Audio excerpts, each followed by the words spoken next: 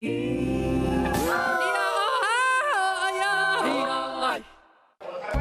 Rick Lau for TaiwanPlus, here outside the presidential office in Taipei for the country's National Day celebrations. President Tsai Ing-wen tells Beijing there's no room for compromise when it comes to defending Taiwan's free and democratic way of life. National Day celebrations aren't just in Taiwan. Communities around the world are also marking the occasion. Plus, Russian strikes hit the Ukrainian capital for the first time in months as Moscow steps up its offensive across the country.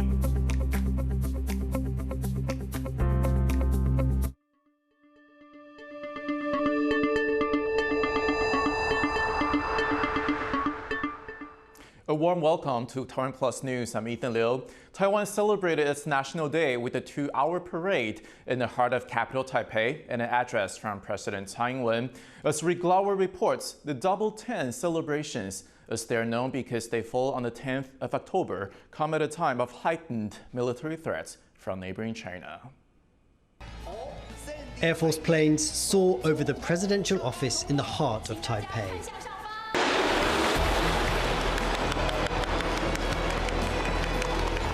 A show of military force as Taiwan marks its National Day. This year's theme, Defending the Nation Together, comes at a time of increasing aggression from China, which has increasingly threatened to attack Taiwan. 台湾人是非常和善的，台湾人很 nice， 为什么要有一个这么可怕、这么像恶魔、这么流氓的邻居在那里？那中国目前来讲的话呢，他们一直用战争这个阴影来威胁我们。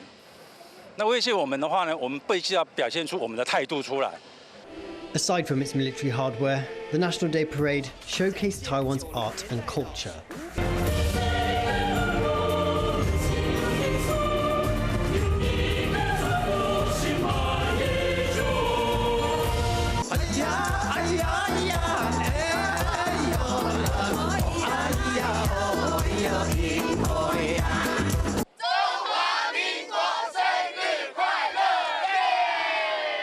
People gathering here today, of course, came to revel in the festivities and take in the cultural and military displays. But perhaps the most important part of the day is a speech by President Tsai Ing-wen, where she will lay out her vision of Taiwan for her citizens and the rest of the world.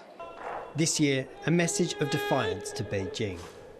在台湾这块土地上的人民，历经73年的共同生活与发展，已经凝聚了强大的认同感和归属感。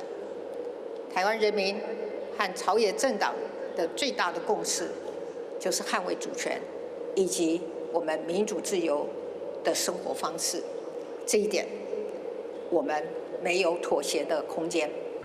But Beijing still sees Taiwan as part of its own sovereign territory. In August, it launched unprecedented live-fire drills around Taiwan in response to a visit from US House Speaker Nancy Pelosi, the highest-level visit from a US official in decades. And the US is not the only country visibly strengthening ties with Taiwan despite China's objections. For the first time, an international contingent joins the National Day Parade, lawmakers and an award-winning school band from Japan.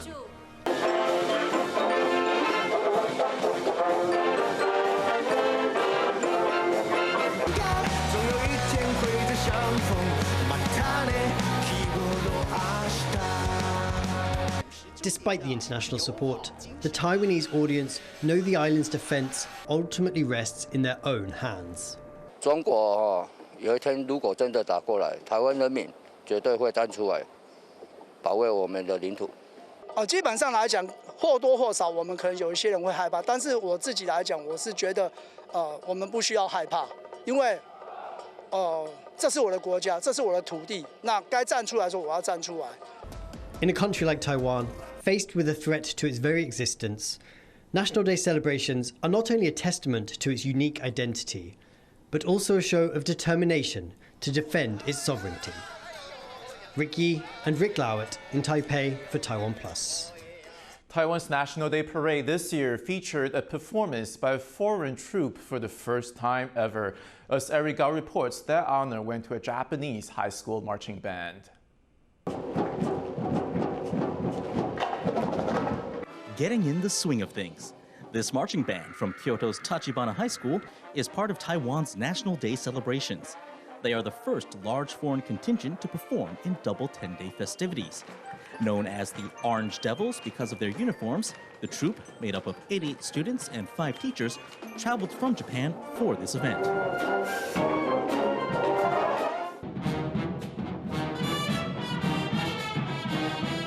They arrived in Taiwan last Wednesday and have given several performances for the public.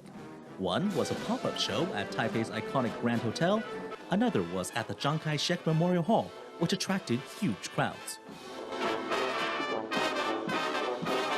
跳舞那一段超可爱的，他们还可以边跳舞，然后又吹出那么稳的音，就是真的是很厉害。The Tachibana students also held exchanges with their counterparts from some local schools. Taipei First Girls High School and Taichung's Stella Matutina Girls High School took part in the Memorial Hall performance. 紧张多少会有交流活动，但是我们也是把大家今天都大饱眼福，同时也觉得非常的感动，借由这场音乐的交流。Because of quarantine restrictions, the students couldn't go off to explore Taipei on their own, but organizers made sure that they got to sample the tastes of Taiwan. 那在这个准备的餐点里面，其中有一样非常特别，这种台湾咸酥鸡。那当这个菜上的时候，在全场都欢呼，因为他们对于这个台湾咸酥鸡非常的这个期待。那珍珠奶茶绝对是不可少的。The band has made a name for themselves back home, often getting millions of views on YouTube, and their presence in Taiwan has drawn a lot of attention. They showed their appreciation for the warm welcome with a special message. Alex Chen and Eric Gao for TaiwanPlus. President Tsai Ing-wen has pledged to boost Taiwan's defenses in a speech to mark the country's National Day. President Tsai said China had increased its military intimidation of Taiwan and threatened regional peace and stability. She said that was regrettable. Tsai said Taiwan was ramping up production of precision missiles and naval vessels to help Taiwan respond to military threats. She reiterated her willingness to talk to China, which claims Taiwan as its own territory, but she said there was no room for compromise when it came to defending Taiwan's free and democratic way of life. I want to make clear to the Beijing authorities that armed confrontation is absolutely not an option for our two sides. Only by respecting the commitment of the Taiwanese people to our sovereignty, democracy, and freedom can there be a foundation for resuming constructive interaction across the Taiwan Strait. TaiwanPlus reporter Louis Watt spoke to Zhang Jiaying, political scientist at the National University of Singapore, to find out more about the significance of Tsai's speech. What was significant in the president's speech today? So I think what was significant was her constant repeat of the term resilience or toughness, right? 韧性. So I think there's this effort to present Taiwan as tough, as resilient, despite the various kinds of pressures and shocks that it faces, whether this has to do with the pandemic, whether this has to do with inflation, or whether this has to do with pressure from China. I think another takeaway was the fact that she said in her speech that she's holding out this possibility for dialogue, for exchange with China on the basis of equality and respect for Taiwan's democracy. I think that's been Tsai Ing-wen's bottom line for a while. That is also, I think, the general view of Taiwan's population. So in that sense, I guess she's holding out this olive branch, so to speak, and the question is whether Beijing will pick it up. I am doubtful of the case, but I think Tsai has to at least show that she's making the effort. President Tsai has 2 years left before her second term, her final term, comes to an end. Are you noticing any shift in the tone of her National Day address or in the content? What she seems to be displaying is an increasing sense of confidence in Taiwan that I think is also reflective of Taiwan society more generally. I think the fact that Taiwan has handled the pandemic relatively well, its economy has weathered the sorts of pressures. In fact, as President Tsai mentioned, has gone against global trends and actually grew. So I think in that sense, Taiwanese, before when they might feel a lot less confident, less sure about their position in the world, about how well they fare, I think now there's a lot more confidence in their ability to do well, and Tsai's speeches have, I think, reflected that new reality. Do you think there were certain parts of her speech that were aimed very much at a local audience, very much aimed at an international audience? So I think Tsai mentioned several times Taiwan's determination and also progress in making advances on their military capabilities in terms of defending itself. Now, I think this speaks to both Taiwanese audiences to boost their confidence in Taiwan's ability to provide for their defense, but also to international partners who have at times questioned Taiwan's resolve and also its actual interest and capability in providing for its own defense. So I think she's certainly trying to reach out to respond to those sorts of concerns. Citizens of all ages have been enjoying Taiwan's National Day celebrations, and that includes the residents of Gangshan Veterans Home in the southern city of Kaohsiung. Dozens of veterans from the home dressed up in military uniforms and took part in the parade. With an average age of 83, the group also decorated their electric wheelchairs with Republic of China flags. The elders say that the parade was a way to relive their youths as defending their country. Taiwan's National Day isn't just celebrated here in Taiwan, but also by Taiwanese and ethnic Chinese communities around the world. Bing Wang has this report on how the day is being celebrated in the United Kingdom and the United States. A boat carrying around 300 Taiwanese people waving Taiwan's flag sails under the iconic Tower Bridge in London. This isn't your average pleasure cruise. These people are celebrating Taiwan's National Day, or Double 10. National Day festivities have been hosted in every corner of the world, including in New Delhi, Los Angeles, and Washington, D.C. And it's not just Taiwanese taking part.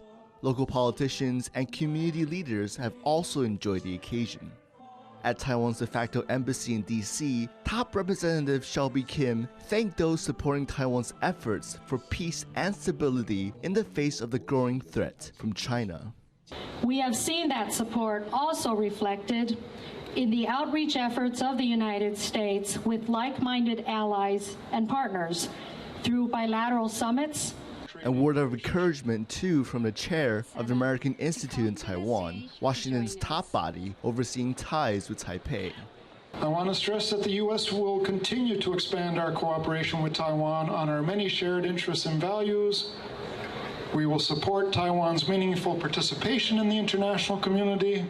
These National Day celebrations across the world help demonstrate the growing strength of Taiwanese identity, even thousands of miles away from home. Kama Xu and Bing Wang for TaiwanPlus. There has reportedly been a drop in the number of National Day or 1010 babies born this year. The country usually sees a surge of births every year around October 10th, Taiwan's National Day. One Taipei doctor pointed out that 2022 is a tiger year in the Chinese zodiac, traditionally considered an unlucky time to be born. But he also believes the decline is in line with the national trend and the country's aging population. 生产率下降，每个月生产呢就11000人，那今年大概只有到11、12万，因为又是虎年。 那大家又比较不敢生，所以明年可能会好一点。 Taiwan recorded 32,000 new COVID-19 cases today, with tens of thousands of infections being recorded every day. A U.S. university says Taiwan's pandemic situation is among the worst in the world. According to Johns Hopkins University, Taiwan has 1,920 cases for every 1 million citizens. That's far higher than the United States, the UK, and nearby Hong Kong. Local health experts also warn that the current BA5 wave may not recede until December. They say daily cases could also top 60,000 again. Despite the pandemic situation, hotels here are getting ready for a return of business as usual once Taiwan scraps the COVID-19 quarantine rules on Thursday. But as the country prepares for the large-scale return of overseas visitors, hotels face a shortage of staff. As John Van Trist reports, it's a problem some management hope migrant workers can help fix. Hotel lobbies like this one won't be empty for much longer. After more than 2 years, Taiwan will be allowing tourists back into the country. But with business expected to return, some hotels find themselves short-staffed. 我们的大学生毕业出来从事旅馆工作，特别是柜台方面来讲啊，我想还是 OK 的。参旅大学所毕业出来的，我想原则上应该是没有问题。那反而是房屋方面的整理来讲，这些可能需要比较大的一个劳动力，那比较缺乏。我们希望政府如果有机会能把这样一个移工到饭店来。The Labor Ministry says that in addition to low wages, a requirement that staff work full days is behind the shortage of hotel workers. It says allowing flexible, shorter shifts would make hotel work attractive to more people. For now, the ministry says it's keeping its policy of using Taiwanese workers to fill hospitality roles. Short-handed or not, Taiwan's hotels are ready to make a profit. And industry insiders say busy travel seasons ahead could see room rates hiked at popular travel spots. 一般像跨年在某一个地方几乎都有调整，都有调高。农历过年以往也都会有稍微调一些。All things considered, an industry hard hit by the pandemic can finally start making up for lost time. Asnaya Zhou and John Van Trieste for TaiwanPlus. Coming up, Taiwan's badminton stars put on a golden performance in Australia. Stay tuned.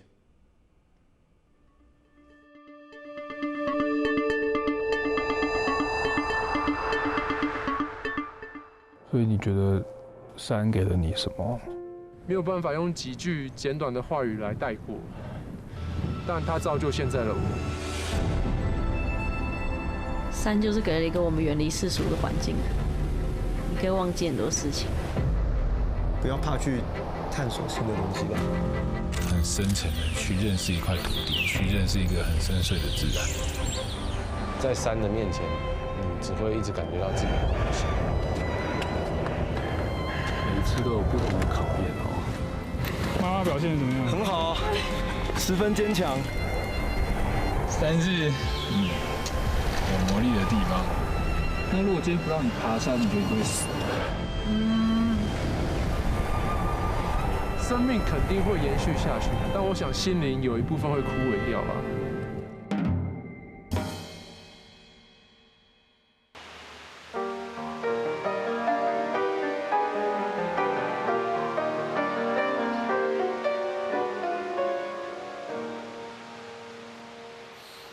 Thanks for watching TaiwanPlus. For more great stories from Taiwan and around the world, please download the TaiwanPlus app.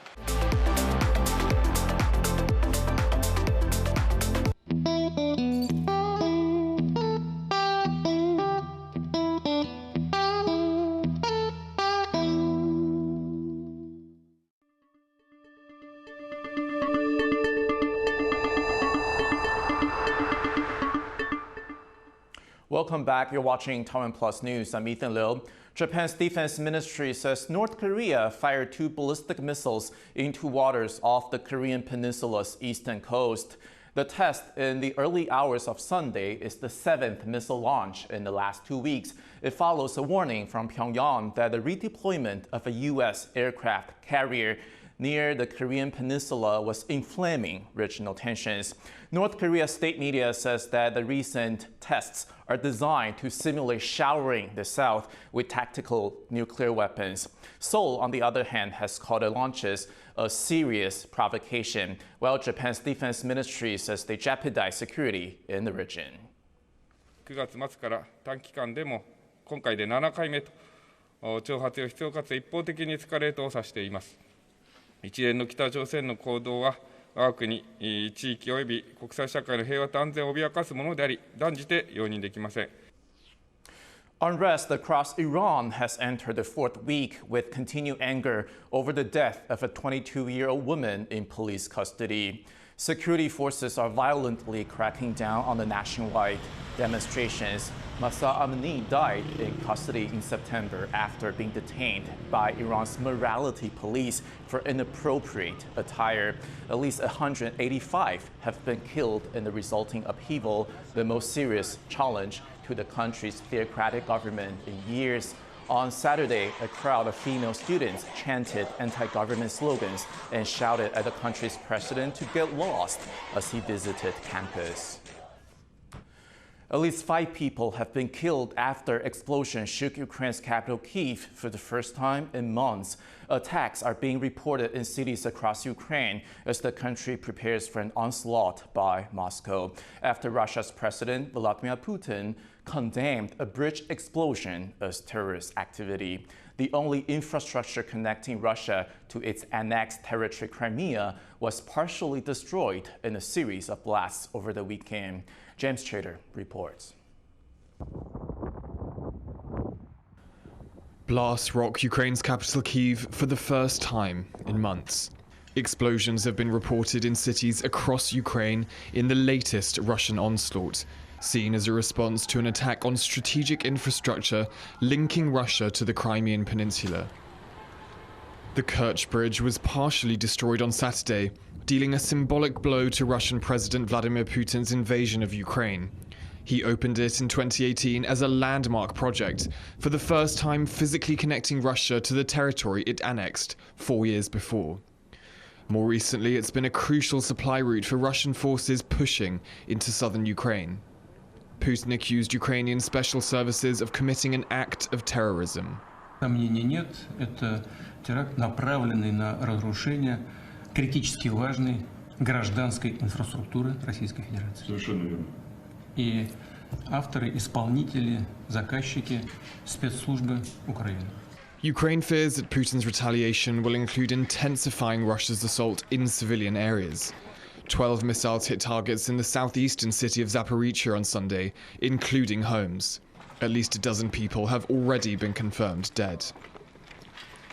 A 10-year-old survivor from the strike describes the moment of the attack.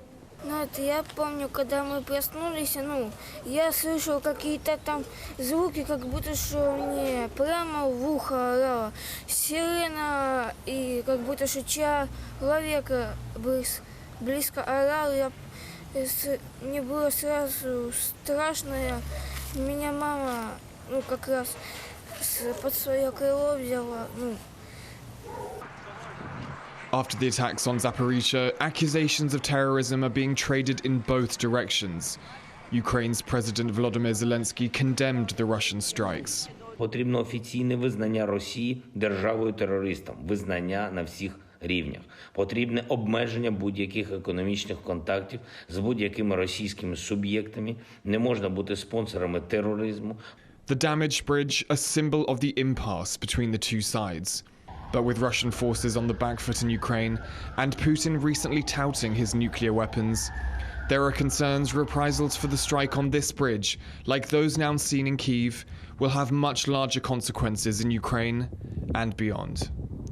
Asnaya Joe and James Chater for TaiwanPlus. Taiwan and Palau have signed a memorandum of understanding aimed at strengthening cooperation in the fields of cultural preservation, economic and industrial development, and natural resources protection for Austronesian peoples. The signing ceremony on Sunday was witnessed by Palauan President Tsai Ing-wen Jr., who is here for Taiwan's National Day. Palau is one of Taiwan's 14 remaining diplomatic allies. Both countries are home to Austronesian ethnic groups. Taiwan's Council of Indigenous Peoples says the agreement was part of the two countries' long-standing cooperation on Austronesian affairs. With less than 2 months to go before local elections, Taipei City Mayor candidates are pitching their policies. But as Eric reports, one proposal is raising eyebrows. Getting citizens moving. Main opposition candidate for Taipei Mayor, Kuomintang-bet Zhang Wan-an, wants to offer city residents a free bus ride for every 20 squats they do. Zhang says this would help reduce air pollution. 不只是靠政府订定政策，更重要的市民行动和参与也非常关键，所以才能真正达到减碳的目标。 But not everyone is convinced by Zhang's fitness-first transport policy. One of his opponents says it would leave out certain people. 鼓励市民运动都是好事哦，但是一个政策可能要可以执行，而且最重要是还有公平性的问题，也就是很多人可能是做不到深蹲，有些身心障碍的朋友。With just a month and a half to go before Election Day, Taipei's 3 main mayoral candidates are looking to set themselves apart with their policy presentations. The race currently looks neck and neck, and every vote is going to count. On November 26th, Taipei is going to see whether a controversial transport policy will move a new mayor into City Hall. Alex Chen and Eric Gao for TaiwanPlus. Taiwan's badminton players have made a clean sweep at the Sydney International Tournament in Australia, claiming all 5 singles and doubles titles. Top women's seed Song Shuoyun won the women's singles by herself, and then the women's doubles with partner Yu Qianhui. In both finals, their opponents were also Taiwanese. For the men, Lin Junyi won the singles title, while brother Li Fangren and Li Fangzhi took the doubles. Victory for Chen Xingyuan and Yang Jingchun in the mixed doubles completed the 100% record for Team Taiwan. Meanwhile, Taiwanese gymnast has scored a gold medal at the international competition. Xiao Youren claimed the top prize in the pommel horse event at the International Gymnastics Federation's Challenge Cup of Mason in Turkey. It was Xiao's best performance in the series, having won silver and bronze in 2 previous events. Xiao could represent Taiwan at the World Gymnastics Championship in October. Well, the National Day Parade was wrapped up in Taipei. Crowds are gathering in the southern city of Chiayi for an evening fireworks extravaganza. The show begins at 7:30 p.m. at the National Palace Museum Southern Branch. So what you're looking now are scenes from the rehearsal. It will feature a 30-minute pyrotechnic display with 25,000 fireworks. Dancing fountains and the drone display will also light up the night, accompanied by the Taipei Philharmonic Orchestra. A number of popular singers and bands will be playing live. Thank you for watching TaiwanPlus News. Remember to download the TaiwanPlus app for more stories from Taiwan and around the world. Finally, today we leave you with images of the performance highlights of this year's National Day celebrations. I'm Ethan Liu. Take care, and I'll see you next time.